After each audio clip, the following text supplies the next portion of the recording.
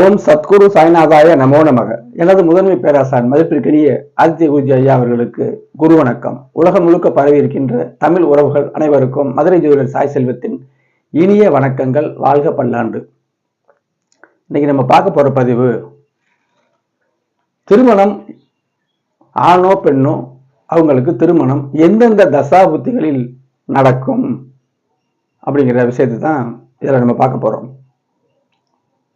நான் ஏற்கனவே தாமத திருமண வீடியோக்கள், திருமணம் நடைபெற்ற வீடியோக்கள் எல்லாமே போட்டிருக்கேன். அஸ்ட்ரோ சாய் செல்வம் அப்படிங்கிற யூடியூப்ல 1000க்கும் மேற்பட்ட பயனுள்ள வீடியோக்கள் இருக்கு. இதுல பெரும்பான்மை திருமண சம்பந்தமானதாக 10 பொருத்தம் சரியற்ற அமைப்பு அப்படிங்கிறத விளக்கி வீடியோ போட்டிருக்கேன். திருமணம் தாமதமா நடந்த விவரங்களை, திருமண தோச உள்ள ஜாதகங்களுடைய ஏன் அப்படி திருமண தோஷமாகுது, திருமணம் நடக்க மாட்டுது அப்படிங்கிற விவரம்லாம் உள்ளடக்கிய வீடியோக்கள் நிறைய இருக்குங்க. சேனலை சப்ஸ்கிரைப் பண்ணுங்க, லைக் பண்ணுங்க, ஷேர் பண்ணுங்க. உங்களுக்கு திருமணம் சம்பந்தமான எந்த ஒரு சந்தேகம், உங்க ஜாதகத்தை பார்க்கணும்னா திரையில் தெரியக்கூடிய இந்த வாட்ஸ்அப் நம்பருக்கு தொடர்பு கொள்ளுங்க. தெளிவாக கட்டண முறையில் பலன்களை கேட்டறிந்து கொள்ளலாம். நன்றி. சேனலை சப்ஸ்கிரைப் பண்ணுங்க, அப்பதான் அடுத்தடுத்து வரக்கூடிய வீடியோக்கள் உங்களுக்கு பார்வைக்கு வரும். ஷேர் செய்தீர்களானால் நீங்க மட்டும் இல்ல, உங்க உறவினர்கள் எல்லாருமே எனது வீடியோக்களை பார்த்து ஜோதிடத்துல ஒரு உண்மை தன்மையை குருநாதரோட அருளோட நான் சொல்லிட்டு வர்றேன், அதை நீங்க தெரிஞ்சுக்கலாம். அவங்களுக்கு ஜாதகம் பார்க்குற வாய்ப்புகள் ஏற்படும். இப்ப இந்த தலைப்பு வந்து திருமணம் எந்தெந்த தசாபுத்திகள் நடக்கும். திருமண வீடியோகள் நிறைய போட்டு வர்றாங்க. அப்ப ஒருத்தர் கமெண்ட் பண்ணியிருந்தாரு, எனக்கு நான் பார்த்த ஜாதகங்கள்ல எங்க உறவு முறையில் உள்ளவங்கள்ட்ட பூராமே 9ஆம் அதிபதியுடைய தசையில தான் திருமணம் நடந்துச்சு அப்படின்னு போட்டிருந்தாரு. அவருடைய கருத்தை தெரிவிச்சிருந்தாரு. நான் வந்து 9ஆம் அதிபதியுடைய தசையில் நடக்காதுன்னு எங்கேயுமே சொல்லலை. ஒவ்வொரு வீடியோக்களையும் சொல்லியிருக்கேன் 9ஆம் அதிபதி. அந்த வீடியோல நான் சொல்லாட்டாலும் அதுல திருமணம் எப்ப நடக்குங்கிற அமைப்புல உள்ள வீடியோல தான் அவர் பதிவிட்டிருந்தாரு. எனக்கு, என்னுடைய உறவினர்களுக்கு நான் பார்த்த ஜாதகங்கள், அவர் ஒரு ஆர்வலர் போல பார்த்த ஜாதகங்கள்ல 9ஆம் அதிபதியுடைய தசாபுத்தியில தான் நடக்கும் அப்படின்னாரு. ஏன் நடக்காது? 9ஆம் அதிபதியில நடக்காது நான் சொன்னேன். கண்டிப்பா நடக்கும். சரி, அவருக்கும் மற்றவர்களுக்கும் திருமணம் எப்போ நடக்கும், எல்லாருக்குமே ஒரு எண்ணம் இருக்கத்தானே செய்யும். தன் பிள்ளைகளுக்கு எப்ப திருமணம் நடக்கும், எந்தெந்த தசாபுத்திகள் நடக்கும்னு நம்ம நினைச்சுக்கிறணும். அப்படிங்கிற இந்த அமைப்பை தான் இதுல வந்து விளக்க போறேன். இது வந்து ஒரு விளக்க ஜாதகம் தான், இதன் மூலம் தெரிஞ்சுக்கங்க. இதுல ஒண்ணு இருக்குங்க. தோஷம் இல்லாமல் இருந்தால் பெண்ணுக்கு 22 வயசுல கண்டிப்பா நடக்கும், 21 வயசுல நடக்கிறது இருக்கு, 19 வயசுல நடந்த ஜாதகமும் என்கிட்ட வந்திருக்குது. எந்தவித தோஷமுமே இருக்காது. சரியா? அதே நேரத்துல ஆணுக்கு 24 வயசு 25 வயசு வந்துடணும். 20 நடக்கிறது இருக்கு. சுபத்தன்மை அடைஞ்சுன்னா சுக்கிரன்னா வலிமையா இருந்து, லக்னாதிபதி வலிமையா இருந்து, 7ஆம் இடம் நல்லபடியாக இருந்து, 3-12 நல்ல வெளிச்சமா இருந்தா 20 பருவம் வந்தவன் 20 வயசு நடக்கும். அப்ப தாமதம்னா பெண்களுக்கு வந்து 26 வயசு வந்துடணும்.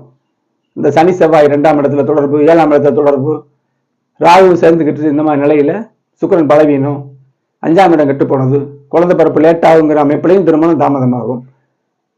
ஆனா இருந்தா 32 வயசுங்க. இதையும் மீறி கடுமையான தோஷங்கள், ராசி இலக்கம் உண்ணாகி தோஷப்பட்டா வயசு கூட வரும். 40 வயசு பெண் ஜாதகம்லாம் திருமணம் ஆகாதெல்லாம் நடக்கும் சொல்லியிருக்கேன். தடையை மீறி தடை முடிஞ்சவுடன் நடக்கும். அதே மாதிரி ஆண்களுக்கு 45 வயசு வரைக்கும் உள்ள வீடியோக்கள் நான் போட்டிருக்கேன். அதுக்கு பிறகு திருமணம் நடக்கும்னு சொல்லி நடந்திருக்கு சில விஷயங்கள். இப்ப இதுல வந்து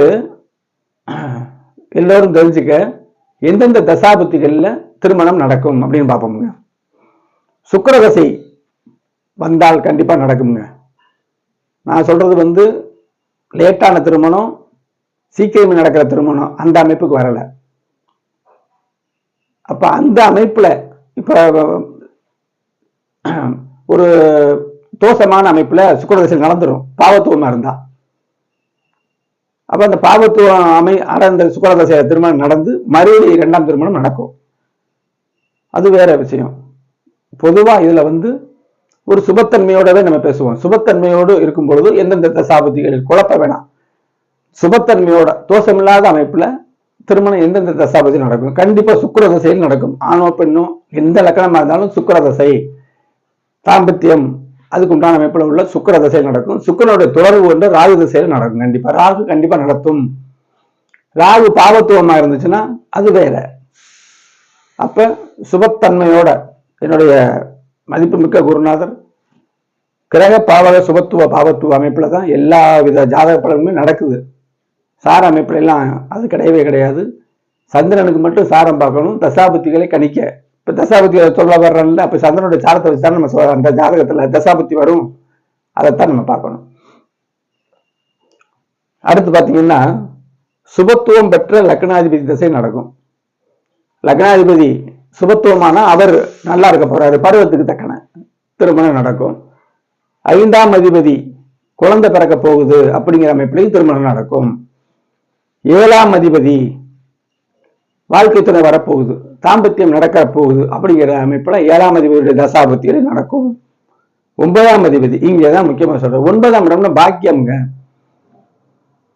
தான் நல்லா வாழ்றது பாக்கியம், திருமணம் நடப்பது பாக்கியம், மனைவி வருவது பாக்கியம், வீடு வருவது பாக்கியம், வாகனம் வருவது பாக்கியம், சொத்து வர்றது பாக்கியம், சுகம் வர்றது பாக்கியம், குழந்தை பிறப்பு பாக்கியம். பாக்கியம்ங்கிறது ஒரு ஜாதகத்துல கெடாத ஜாதகத்தை, பாக்கியஸ்தானம் கெடாமல் பாக்கியாதிபதி நல்லா இருக்கிற ஜாதகம் வாழ பிறந்த ஜாதகம் சொல்லலாம். கஷ்டங்களே வராது அப்படின்னு சொல்லிட முடியாது. அப்படிப்பட்ட ஜாதகத்திலையும் எந்த யாருமே நிறைவான வாழ்வு, யாருக்குமே பெரிய பணம் செல்வந்தரா இருப்பாரு, ஏதோ ஒரு குறை இருக்கும். இங்க காசு பணம் இருக்காது, ஆனா நிறைவா இருக்கும். இப்படிதான் பல விதங்கள் இருக்குது. அப்ப பாக்கியாதிபதி தசையில கண்டிப்பா திருமணம் மட்டுமல்ல எல்லாமே நடக்கும்போது திருமணமும் அந்த பாக்கியத்தை குறிக்கும்ல. அப்போ 9ஆம் அதிபதி பாக்கியாதிபதியுடைய தசாபுத்திகள்ல திருமணம் நடக்குங்க. அடுத்த 3-12 இல்லறம் நடக்க போகுது. 3 வந்து சயனம், 3ஆம் இடம் வந்து போகஸ்தானம், 12ஆம் இடம் சயனஸ்தானம். ரெண்டுமே இல்லறத்துக்கு தேவையான விஷயம். அப்ப அந்த ஜாதகத்துல 7ஆம் இடம் கெடாமல் இருந்து 2ஆம் இடத்துல பாவத்தன்மை இல்லாம அமைப்புல இருந்து, அதாவது சனி செவ்வாய் அவங்கெல்லாம் தொடர்பு கொள்ளாம இருக்கும் பொழுது 3-12ஆம் அதிபதி நல்ல அமைப்புல இருந்து சுபத்தன்மையோட இருந்து சுக்கிரன் நல்ல உச்சமா இருந்தா 3-12ஆம் அதிபதியுடைய தசாபதியிலும் திருமணம் நடக்கும். இதெல்லாம் அனுபவத்துல பார்த்த விஷயம். அதே மாதிரி சுக்கிரனுடைய வீட்டில் இருக்கக்கூடிய கிரகங்களும் திருமணத்தை செய்யும். 7ஆம் அதிபதியுடைய வீட்டில் இருக்கக்கூடிய கிரகம் திருமணத்தை செய்யும். சிம்பிளான மேட்ரு தாங்க. சுபத்தன்மை பாவத்தன்மை, சுபத்துவம் பாவக சுபத்துவம் வேணும், ராசி சுபத்துவம் வேணும். சுக்கிரன் வீடுகள் வந்து நல்லபடியா வெளிச்சத்தோட இருந்து 7ஆம் இடமும் நல்லா இருந்து சுக்கிரனும் இருக்கக்கூடிய சுக்கிரன் நல்லபடியா இருந்தா அவருக்கு திருமண வாழ்வு மிகச்சிறப்பாக இருக்கும். பாவகம் ராசி அதையும் நம்ம பார்க்கணும். அப்ப ராசி கிரகம் ரெண்டுக்குமே நல்ல வெளிச்சம் தானே ஜோதிடம். நல்ல கிரகங்கள் குரு சுக்கிரன், வளர்பிறை சந்திரன் புதன், இவங்க போல நல்ல கிரகங்கள்ங்க. தேய்பிறை சந்திரன் வந்து சனிக்கு நிகரானவர். சனி செவ்வாய் கூட ஓரளவு சேர்த்துக்கலாம். சனி முழுக்க பாவ கிரகம். ராகு வந்து யாரோட சேர்றாரோ அந்த பகல தருவார், பெருசா தந்துருவார். கஷ்டமான ஜாதகத்துல கஷ்டத்தை அதிகரிப்பார் ராகு. யோகத்தை பெருசாக்குவார் ராகு எதுக்கள். இந்த அமைப்புல நல்ல சுபத்தன்மையான அமைப்புல தெளிவா விளக்கியிருக்கேன். லக்னாதிபதி தசையில திருமணம் நடக்கும், 7ஆம் அதிபதி தசையில திருமணம் நடக்கும், 5ஆம் அதிபதி தசையில திருமணம் நடக்கும், சுக்கிர தசையில் நடக்கும், சுக்கிரனோடு சம்பந்தப்பட்ட ராகு தசையில் நடக்கும். 3ஆம் இடம் 12ஆம் இடம் போகஸ்தானம் சயனஸ்தானம், இந்த ஸ்தானம் அதிபதிகளுடைய தசாபுத்திகளையும் திருமணம் நடக்கும். இப்படி வந்து ஒரு நல்ல அமைப்புல தோஷமில்லாத அமைப்புல அந்த பருவ வயசுல திருமணம் நடந்துடும். அப்ப இந்த நான் சொன்ன தொடர்பு கொண்ட தசாபுத்திகள் வரும்பொழுது நன்றாக இருக்கும். சரி, திருமணம் நடந்துருச்சு. திருமணத்தின் வாழ்க்கை தரம் அது வேற, திருமணத்துடைய வாழ்க்கை தரம் வேற. திருமணம் ஆன விஷயத்தை அதில் சொல்றேன். அதுல 2ஆம் அதிபதியுடைய நிலைகள், தசாபுத்திகளுடைய நிலைகள் வரும்போது அடுத்தடுத்து வர்ற தசாபுத்திகள் நிலைகள் இருக்கு பாருங்க. பூர்வ புண்ணியஸ்தானம் இதை வந்து சுட்டி காட்டும். 5ஆம் இடம் நன்றாக இருந்து பாக்கியஸ்தானம் நல்லா இருந்தா திருமணம் நன்றாக நடந்து 7ஆம் இடம் நல்லபடியா இருந்துச்சுன்னா வாழ்க்கையும் நல்லா இருக்கும்னு நம்ம தெரிஞ்சுக்கலாம். அதுலயுமே சில சந்தோஷத்து குறைவு இருக்காது, ஆனால் நோய் நொடிகள் லேசா வரும். இதெல்லாம் வந்து பாவத்தன்மையான அமைப்புகள் கூட வரக்கூடாது.